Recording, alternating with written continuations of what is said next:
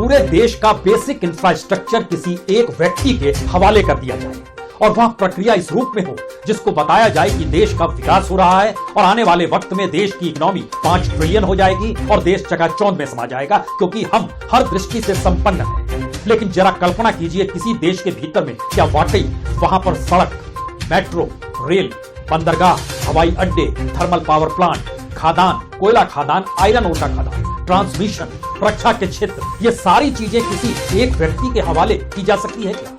आप कहेंगे कौन है वो शख्स और हवाले कर दिया गया, ऐसा आप कैसे कह सकते हैं? तो एक चीज और जान लीजिए, आज प्रधानमंत्री कुशीनगर पहुंचे, अंतर्राष्ट्रीय हवाई अड्डे का उन्होंने उद्घाटन किया। लेकिन यही हवाई अड्डा अगले बरस बिक जाएगा। जिस वक्त प्रधानमंत्री राष्ट्र को समर्पित कर रहे हैं कुशीनगर का हवाई अड्डा, उसी वक्त इस हवाई अड्डे की कीमत क्या होगी, इस पर मंथन कर रहा है इस देश का नीति आयोग। 6 एयरपोर्ट मौजूदा वक्त में अडानी के पास है। उन 6 एयरपोर्ट से हटकर 13 एयरपोर्ट उस फेरिस्त में है जहां पर अगले बरस उनको बेचा जाना है। जो एयरपोर्ट फिलहाल अडानी के पास है उसमें अहमदाबाद है, जयपुर है, लखनऊ है, तिरुवनंतपुरम है, मंगलुरु है, गुवाहाटी है। और ये सारे पैरेलल में इसके जो 13 एयरपोर्ट जिनको बेचा जाना है उसमें 6 बड़े हैं, 7 छोटे हैं। हर बड़े के साथ छोटे एयरपोर्ट को जोड़ के एक सर्किट बनाने की कोशिश की और इसी को लेकर इस देश के नीति आयोग मंथन कर रहा है कि किस तरीके से उसकी बिड अगले वर्ष शुरू की जाए। उत्तर प्रदेश का चुनाव बीतने के बाद जब नया फाइनेंशियल ईयर शुरू होगा तो उसमें टारगेट रखा जाएगा, किसी भी हालत में लगभग 36,000 करोड़ की कमाई तो होनी चाहिए। तो क्या सरकार मौजूदा वक्त में एक बिजनेसमैन की तरह काम कर रही है? इस प्रोडक्ट को बनाएंगे, इसको बेच देंगे, इसको बेचने से जो पैसा मिलेगा उसके बाद किसी दूसरे प्रोजेक्ट को बनाएंगे, फिर उसको बेच देंगे। और इस पूरी प्रक्रिया के भीतर में जब आप प्राइवेट सेक्टर के हाथ में बेच देते हैं तो इस देश की जिम्मेदारी से आप पल्ला झाड़ लेते हैं और प्रॉफिट बेस्ड इकोनॉमी को वो व्यापारी अपना लेता है। सरकार तो व्यापारी होती नहीं है। जब हम इन बात का जिक्र कर रहे हैं तब हमें लगता है समझने की कोशिश कीजिए, जो हम आपसे जिक्र कर रहे थे कि बेसिक इंफ्रास्ट्रक्चर कैसे किस रूप में इस देश में हवाले कर दिया गया। इस देश में प्राइवेट सेक्टर नहीं बल्कि एक ही शख्स के हवाले। जैसे इस देश के बंदरगाह, समुद्र से सटे हुए तमाम बंदरगाहों को परखना शुरू कीजिए। गुजरात का मुंद्रा पोर्ट, नेल्लोर आंध्र प्रदेश का कृष्णपट्टनम पोर्ट, गुजरात का ही हजीरा पोर्ट, उड़ीसा का धामरा पोर्ट, गुजरात का ही दहेज पोर्ट, केरल के तिरुवनंतपुरम में विजहिंजम पोर्ट, कहू पल्लई पोर्ट चेन्नई का, दीघी पोर्ट नवी मुंबई में जो क्रिएट किया जा रहा है, ये सारे पोर्ट किसके हैं? ये सारे बंदरगाह अडानी ग्रुप के पास हैं। इसके जरिए जो पोर्ट पर जो माल आता है तो उसके ठीक पैरेलल में एक टर्मिनल बनाया जाता है जहां से कार्गो की आवाजाही हो, चाहे वो कोयला ला रहे हो, चाहे वो अनाज ला रहे हो, चाहे अनाज भेजा जा रहा हो, उसके लिए एक सर्किट तैयार किया जाता है। इस टर्मिनल पर भी इस देश के जो 4 टॉप मोस्ट टर्मिनल है, चाहे वो मोरमू गांव का हो, वो जो कार्गो है उसकी capacity 7 million metric tonne, Ennore terminal, Tuna terminal, Visakh terminal, Visakhapatnam का विशाख टर्मिनल जो है यह भी अडानी की कंपनी के पास है। अब यहाँ से अगला सवाल शुरू होता है, जब इतनी बड़ी तादाद में सब कुछ हवाले कर दिया गया है तो क्या इस देश में कुछ भी नहीं छोड़ा गया है? हमको लगता है एक एक करके आइए, जैसे रोड, रेलवे, मेट्रो, इन तीनों पर अडानी की कंपनी बड़ी तेजी से काम कर रही है। और अच्छा ये है, टारगेट जो ये लोग रखते हैं उस टारगेट से आगे बढ़ रहे हैं।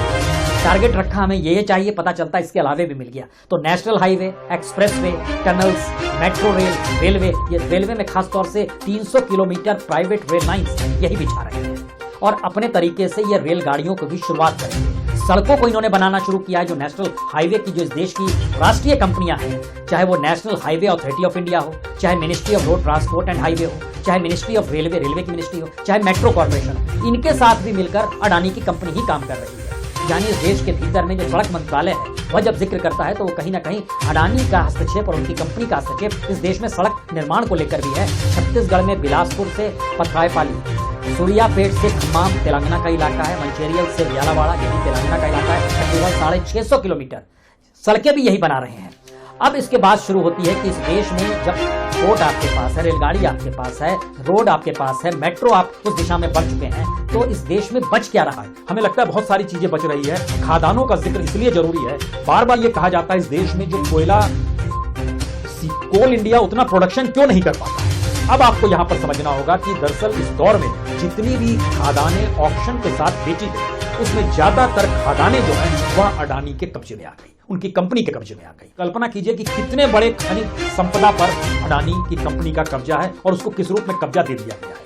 ये फिर इसलिए सवाल है कि जो ऑक्शन में कंपनियां अगर कोल इंडिया के पास भी जा रही है तो कोल इंडिया भी अपने तौर पर समझौता कर लेती है अडानी की कंपनी से, वही सारी चीजों को देखेगी, माइन डेवलपर और ऑपरेटर वही हो जाएगी। शायद इसीलिए कोल इंडिया का जैसे अप्रैल से सितंबर तक का इस साल में जो टारगेट था वो 670 मिलियन टन का था, लेकिन वह अचीव कर पाई सिर्फ 249। कम इसलिए करेगी क्योंकि स्कैर्सिटी होगी, मार्केट में कमी आ जाएगी। कीमत कौन तय करेगा? प्राइवेट वाला तय करेगा। प्राइवेट में कौन बचा? तो एक ही कंपनी बची। और जो MSTIC के जरिए जो बाहर से कोयला इंपोर्ट आता है, जो ई कॉमर्स सरकार की कंपनी है, उसमें भी अडानी की कंपनी ही साथ में जुड़कर सहयोग करती है। ये दूसरा हिस्सा है। उसके अलावा इस देश के भीतर में जो ट्रांसमिशन का इलाका है वह भी टारगेटेड तौर पर पूरे तरीके से अडानी की कंपनी पूरे देश में छा रही है। पिछले दिनों ही मध्य प्रदेश की सरकार से भी इन्होंने समझौता कर दिया 35 साल के लिए, यानी 35 साल तक अडानी की कंपनी बिजली प्रति यूनिट के हिसाब से राज्य सरकार को देगी ₹4.96, फिर राज्य सरकार कंज्यूमर को देगी। तो इसका मतलब है कि अब वो कीमत बढ़ेगी और 2026 से वो बढ़ने की शुरुआत होगी मध्य प्रदेश में। अब यहां से अगला सवाल होता है कि जब एयरपोर्ट, रेलवे स्टेशन, हवाई अड्डे, पावर प्लांट, कोयला खदान, ट्रांसमिशन, रोड, मेट्रो, बचा क्या? बच रहा है जय जवान जय किसान। एग्रीकल्चर के क्षेत्र में 6 राज्यों में यह अपने गोडाउन्स बना रहे हैं, चाहे वो बंगाल हो, चाहे वो पंजाब हो, चाहे वो हरियाणा हो, चाहे वो महाराष्ट्र हो, चाहे वो मध्य प्रदेश हो, चाहे वो बिहार हो। तमाम जगहों पर गोडाउन अनाज को रखने के लिए अडानी की कंपनी ही बना रही है।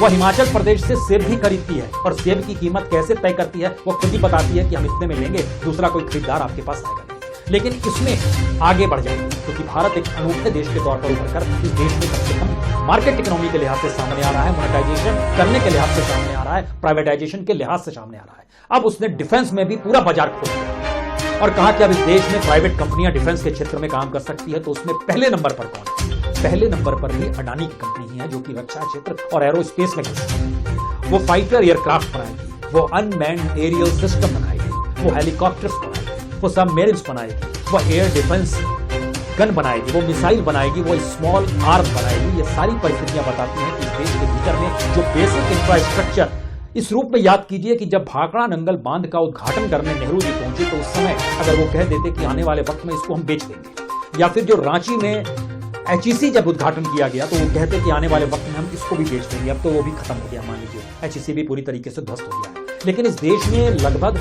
200 से ज्यादा PSUs जो खड़े किए गए, इस देश के भीतर में तकरीबन 70-75 एयरपोर्ट्स जब बनाए गए, इस देश के भीतर में जब रेलवे स्टेशन बनाए गए, इस देश के भीतर में जब रेलगाड़ियां शुरू की, हवाई अड्डे बनाए गए, क्या कोई प्राइम मिनिस्टर सोच भी सकता है कि वो उद्घाटन करने जा रहा है और अगले बरस उसको बेच दिया जाएगा? और उस बेचने की दृष्टि से इसकी कीमत कैसे बढ़ जाए, इसीलिए हमारी मौजूदगी वहां पर रहनी चाहिए। हम लोग सिर्फ यही याद करते हैं कि जियो का जब विज्ञापन 2015 में निकला था तो प्राइम मिनिस्टर की पोस्ट फोटो लगी थी और कहा जा रहा था कि ये क्या है, ये अंबानी इसकी कंपनी के कैसे ब्रांड एम्बेसडर हैं।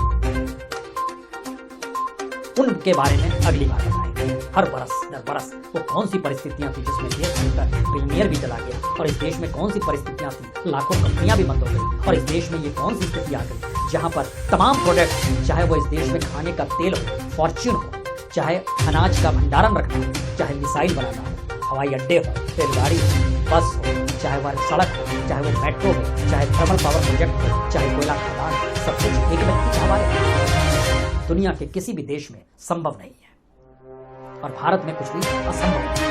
बहुत